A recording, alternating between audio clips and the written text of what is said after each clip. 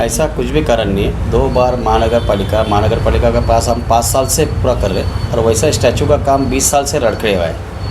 जब से हम 2015 से निवडणूक में निवड के आए, उस टाइम से हम महानगर पालिका के पीछे लगे। प्रोसीजर कंप्लीट करने में महानगर पालिका, कलेक्टर ऑफिस, खासदार निधि, इन सब का जुमाड़ा पूरा करके लाने तक हमारे को 1.5-2 साल गए।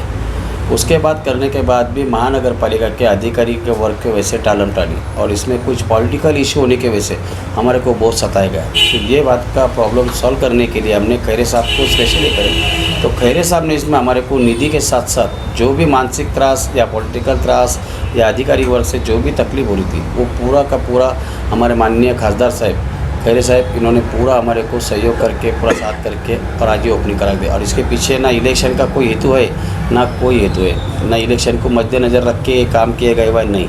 ये काम आज से 1.5 साल पहले ख़त्म हो गया था, पर 2 मिनट के लिए ओपनिंग के स्पेस हमारा बोलना था कि यहाँ के सभी नागरिकों को कि एक तो उद्धव ठाकरे साहब, नहीं तो माननीय मुख्यमंत्री साहब जो है हमारे उद्धव ठाकरे साहब, वो एक तो नहीं तो फिर हमारे मोदी साहब पंतप्रधान अगर ये शहर में आते हैं और इन्होंने ये पुतले का अगर अनावरण करते, तो बहुत सी बातें जो शहर की जो दूसरे कामों की थी उसमें मार्गदर्शन हो जाता था और मार्ग निकलता था। बहुत से रोडों का काम, पानी का जो विषय है, तो ये विषय अगर ये आते थे तो दूसरे विषय तो हमारी इच्छा थी कि लोगों ने आके करना चाहिए, पर इनका दोनों को भी हमारे को टाइम और कोरोना के वजह से तारीख नहीं मिल पाई, तो इसी के वजह से थोड़ा काम लड़खड़े गया था। सुनने में ये आ रहा है कि मुकामी बीजेपी लीडर उसके अगेंस्ट में थे। नहीं, आज देखे होंगे आपने, वहाँ पे आए होंगे चमन में, आपने जो माजी नगर सेवक जो पहले शिवसेना के थे, अभी भारतीय जनता पार्टी में जाके जो बैठे हैं, तो उनका तक हमने होल्डिंग लगा के उनको भी शुभेच्छा दी कि उन्होंने भी जो स्टैचू के लिए मदद की हमारे को, जो करे काम शुरुआत करके दी, तो उनका भी हमने शुभेच्छा दिए। इनमें बाकी किसी का भी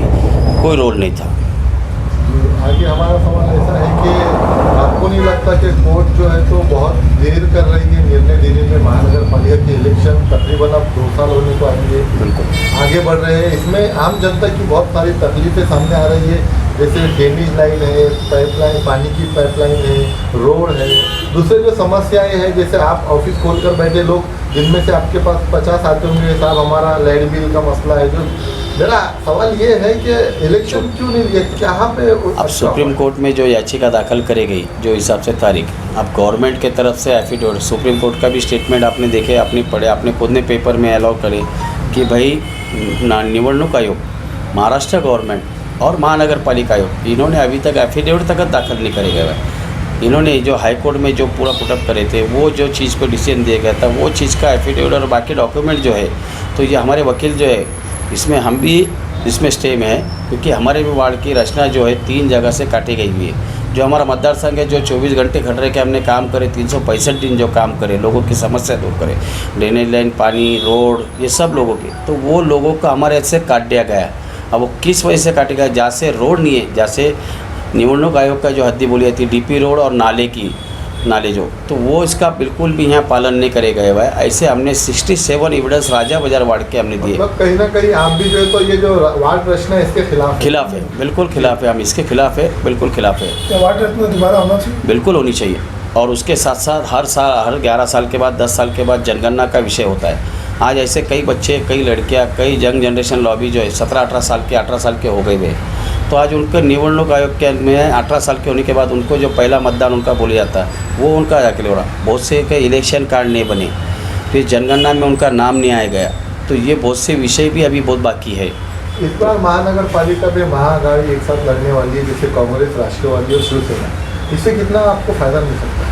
अभी ऊपर के लोग ही बताएंगे, ये बड़े लोग बताया अच्छा है, मैं इसके बारे में ज़्यादा नहीं बोल सकता, क्योंकि मेरे जो नेता है, ये नेता ने इसके बारे में मेरे को बोलने से मना किया गया है। एमआईएम दावा कर रही है महापौर हमारा बनेगा, हरा झंडा हम महानगर पालिका पे लहराएंगे, आप क्या कहेंगे? ये शहर में तो नामुमकिन है, या शिवसेना संभाजी नगर में रहेंगी और शिवसेना का ही संभाजी नगर में महापौर बनेगा, ये तो मैं खुले दिल से बोलता हूँ। एमआईएम का महापौर बिल्कुल नहीं बनेगा, कितने भी महाआघाड़ी होने के बाद एमआईएम को फायदा मिलेगा, नुकसान क्या? नुकसान ही होगा, नुकसान ही होंगे।